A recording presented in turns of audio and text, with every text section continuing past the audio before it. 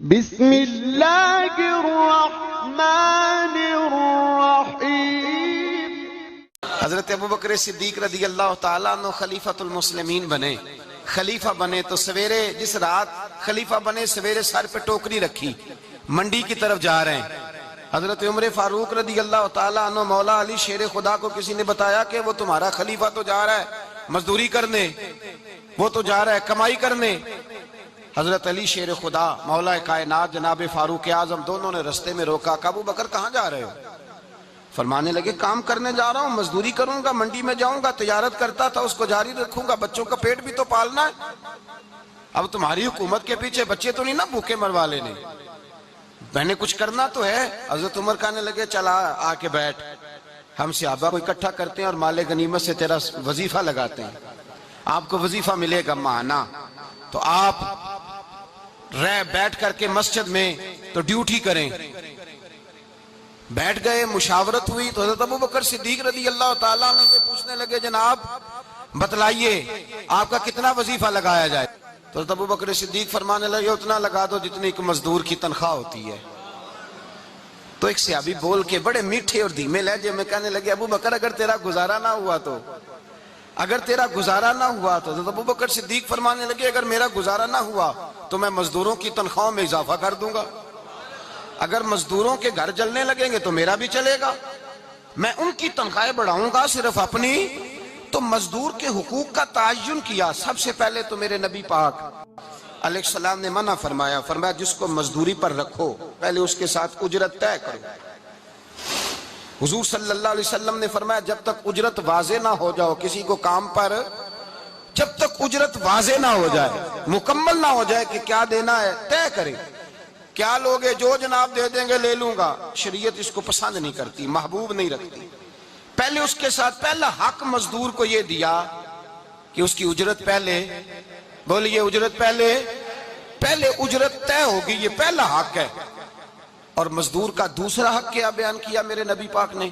فرمایا جب، اور یہ ایسی اعلیٰ بات ہے کہ جتنے حقوق لکھنے والے ہیں نا، جتنے بین الاقوامی سطح پر انسانی حقوق کا چارٹر بنانے والے ہیں، وہ کہتے ہیں کہ یہ ایسا نقطہ حضور نے بیان کر دیا ہے کہ اس سے آگے کو بڑھ ہی نہیں سکتا، یہ ایسی بات ہے کہ جس کی شرح بھی کوئی نہیں کر سکتا۔ میرے حبیب کریم علیہ السلام نے فرمایا پہلے طے کرو، اور کیا خوبصورت لفظ ہے، قانون بنا دیا۔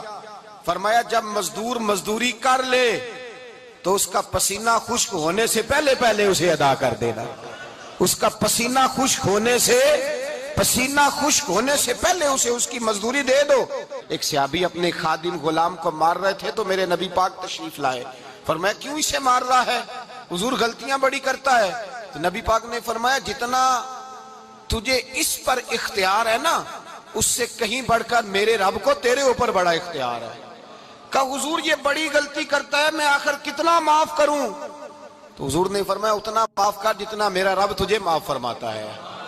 پتہ ہے تیری صبح سے لے کر شام تک کتنی کوتاہیاں ہیں، درگزر کا حکم دیا۔ پہلا حق یہ دیا مزدوری طے کرو، دوسرا حق یہ دیا پسینہ خشک ہونے سے پہلے ادا کرو، تیسرا حق یہ دیا کہ اس سے درگزر کرو، غلطی ہو جائے تو درگزر کرو۔ تو یا رسول اللہ مزدوری کتنی دیں؟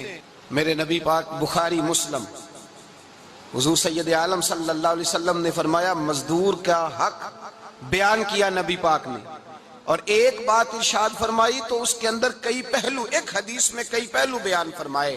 حبیب پاک نے فرمایا جیسا تم کھاتے ہو ویسا ہی اسے، بھئی بس ختم ہو گئی بات۔ اتنی بڑی بات کر دی سرکار نے۔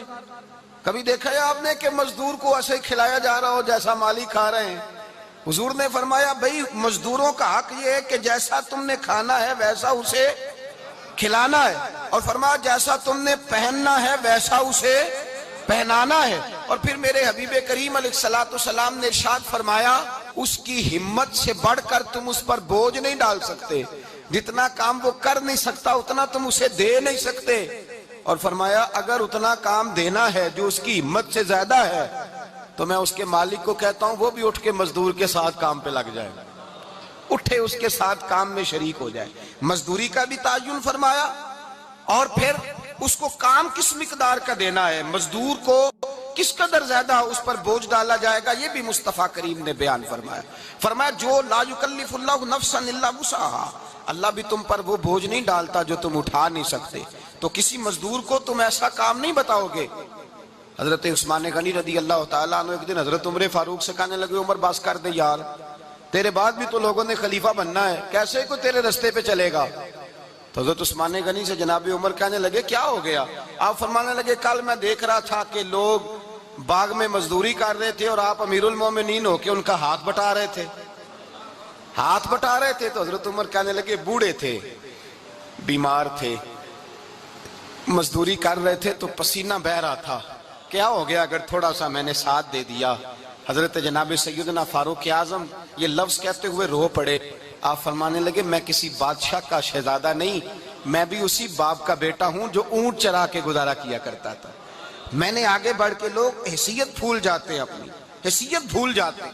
اللہ تبارک و تعالیٰ جب کچھ عطا کرتا ہے ان کا رویہ اپنے ماتحتوں کے ساتھ اتنا سخت اور جابرانہ آمرانہ ہو جاتا ہے، اس قدر زیادہ ان کے لب و لہجے میں کڑواہٹ آ جاتی ہے، اس قدر زیادہ ان کی طبیعتوں کے اندر سختی اور غرور بھر جاتا ہے کہ وہ احساس ہی نہیں کرتے کہ جو سامنے بیٹھا ہے وہ بڑا ایک دکھی انسان ہے اور وہ تکلیف میں ہے، وہ آزمائش میں اپنے آپ کو مبتلا سمجھ رہا ہے. حضرت ابو ذر غفاری رضی اللہ تعالیٰ عنہ فرماتے ہیں میں اپنے ماتحتوں کے حق میں بڑا سخت تھا، سخت تھی میری طبیعت، میرے غلاموں کی جرت ہی نہیں تھی کہ وہ میرے سامنے گفتگو کر سکیں اور ٹھہر بھی سکیں. فرماتے ہیں جس دن میں کلمہ پڑھنے گیا، جس دن میں حضور کی بارگاہ میں، تو میں نے کہا حضور کوئی خاص نصیحت؟ تو نبی پاک نے فرمایا میری نصیحت تیرے لیے یہ ہے کہ جیسا تو نے کھانا ہے ویسا ہی غلام کو کھلانا ہے، جیسا تو نے پہننا ہے ویسا ہی غلام کو پہنانا ہے. حضرت ابو ذر کہتے ہیں جو میرے اندر کمی تھی وہی میرے نبی نے نصیحت کر دی، جو میرے اندر کوتاہی تھی وہی غیب جاننے والے رسول نے بتلا دی. فرماتے میں گھر گیا، جب میں جاتا تھا تو ملازموں کا سانس خشک ہو جاتا تھا، وہ کانپنے ہانپنے لگتے تھے کہ جانے اب یہ کیا کرے گا. حضرت ابو ذر غفاری فرماتے میں گیا، ایک شخص سے میں نے کہا کھانا پکاؤ، کھانا پکایا، دسترخوان پہ لگایا اور اپنے سارے ملازموں کو کہا آؤ یار میرے ساتھ بیٹھ کے روٹی کھاؤ، آؤ سارے میرے ساتھ بیٹھ کے کھانا کھاؤ. فرماتے ہیں انہوں نے کھانا کھایا، پھر میں ان کو بازار لے گیا، جیسے کپڑے میں پہنتا تھا ویسے ہی میں نے ان کے لیے بھی خریدے.